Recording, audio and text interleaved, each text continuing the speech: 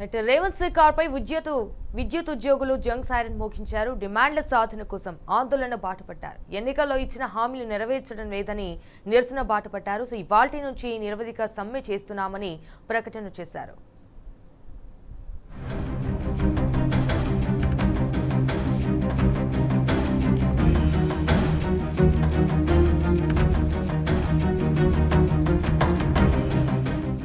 ఉద్యోగులను నమ్మించి నయవంచన చేసింది రేవంత్ సర్కార్. అధికారం చేపట్టిన తర్వాత ఇచ్చిన ఏ ఒక్క హామీ అమలు చేయడం లేదు. విద్యుత్ శాఖలో ఆర్టిజన్ కార్మికులు గొడ్డు చాకిరీ చేస్తున్నారు. అధికారం చేపట్టిన వెంటనే రెగ్యులరైజ్ చేస్తామని చెప్పి మాట తప్పింది.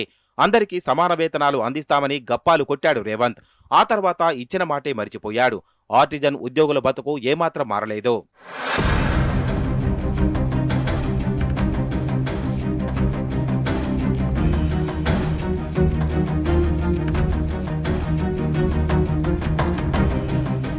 విద్యుత్ శాఖలో క్షేత్రస్థాయిలో ఆర్టిజన్ కార్మికులు విధులు నిర్వహిస్తారు. ఎస్పీడీసీఎల్, ఎన్డీపీసీఎల్ యాజమాన్యాల పరిధిలో రాష్ట్ర వ్యాప్తంగా 25,000 మంది కార్మికులు పనిచేస్తున్నారు. గ్రామాలు, మండలాల్లో కరెంటు సబ్స్టేషన్లలో మెయింటెనెన్స్ విధులు చేస్తారు. పోల్స్, టవర్స్ ఎక్కడం, ట్రాన్స్ఫార్మర్స్ మెయింటెనెన్స్, లూజ్ లైన్ల మరమ్మతులు చేస్తారు. పరిశ్రమలకు విద్యుత్ సరఫరా పర్యవేక్షణ బాధ్యతలు నిర్వహిస్తారు. దాంతోపాటు ఇంటింటికి తిరిగి కరెంటు బిల్స్ కొట్టడం, డివిజన్ ఆఫీసుల్లో కంప్యూటర్ ఆధారిత పనులు, కరెంటు బిల్స్ తీసుకునే బిల్ కలెక్టర్ విధులు చేస్తుంటారు.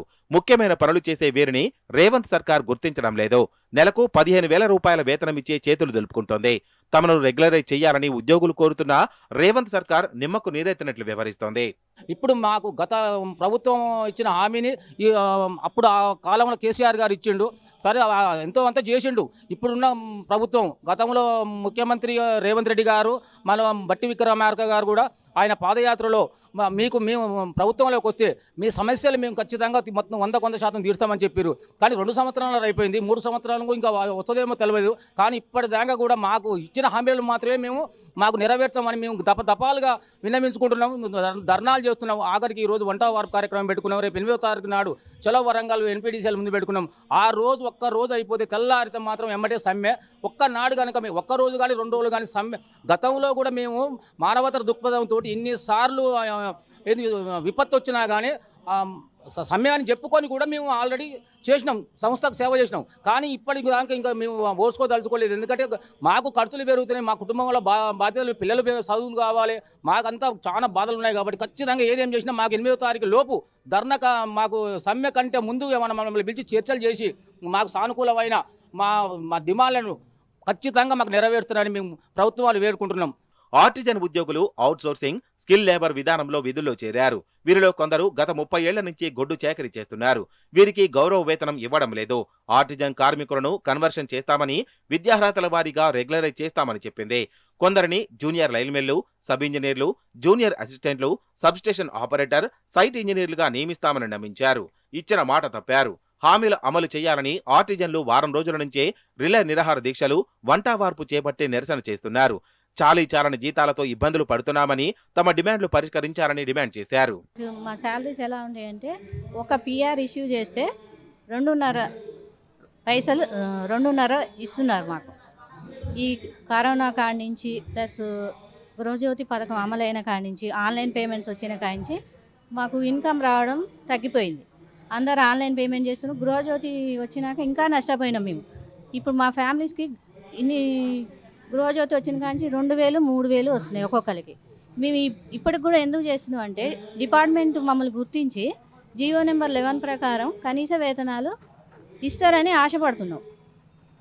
ఈ 2-3 వేలతో ఫ్యామిలీస్ ఎలా నడుస్తాయి? మాకు 2012లో పిఆర్ రేటు ₹1.5 నుంచి 2.5 చేసిరు. 15 సంవత్సరాల నుంచి కూడా ₹1 కూడా పెంచలే మాకు. ఈ శాలరీస్ తోటి మా ఫ్యామిలీస్ ఎలా గడుస్తాయి? విధి నిర్వహణలో ప్రమాదం జరిగితే పట్టించుకునే నాదుడే లేడని ఉద్యోగులు మండిపడుతున్నారు. తమ కుటుంబం రోడ్డున పడుతుందని ఆందోళన వ్యక్తం చేశారు. తమను రెగ్యులర్ చేయాలని, పీఆర్సీ, ఇంక్రిమెంట్లు ఇవ్వాలని కోరారు. విద్యార్హత ఆధారంగా ఉద్యోగాలు ఇవ్వాలంటున్నారు. రిటైర్ అయిన తర్వాత కనీస బెనిఫిట్స్ రావని ఆందోళన వ్యక్తం చేస్తున్నారు. ఈరోజు జేఏసీ ఏదైతే పిలుపునిచ్చిందో వంటవార్పు కార్యక్రమానికి ఈరోజు నల్గొండకు రావడం జరిగింది. మేము గత 20 సంవత్సరాల నుంచి ఇదే ఎలక్ట్రిసిటీ డిపార్ట్మెంట్లో ఫస్ట్ కాంట్రాక్ట్ లేబర్గా పనిచేశాము. తర్వాత ఇప్పుడు ఆ ప్రభుత్వం ఉన్నప్పుడు మమ్మల్ని కాంట్రాక్ట్ లేబర్ నుంచి తీసి మేము రెగ్యులర్ చేస్తామని చెప్పి అసెంబ్లీ సాక్షిగా 23,000 మందిని రెగ్యులర్ చేసినామని చెప్పి కేసీఆర్ గారు మమ్మల్ని ఆర్టిజన్లుగా గుర్తించారు. ఆర్టిజన్ అంటే బ్రిటిష్ కాలం నాటి చట్టాలవి. అది బ్రిటిష్ కాలం నాటి చట్టాలలో ఆర్టిజన్ అంటే కళాకారుడు. అలాంటి కళాకారుడిని అనేది మేము కోరుకోవట్లేదు. మేము ఏదైతే గత ముందు మాకంటే ముందు నుంచి సంస్థలో పనిచేస్తున్న వాళ్ళు అయితే ఎవరైతే ఉన్నారో వారికి ఎలానైతే ఎగ్జిస్టింగ్ రూల్స్ వర్తిస్తున్నావో అవే కావాలని చెప్పి మేము కూడా కోరుకుంటున్నాము.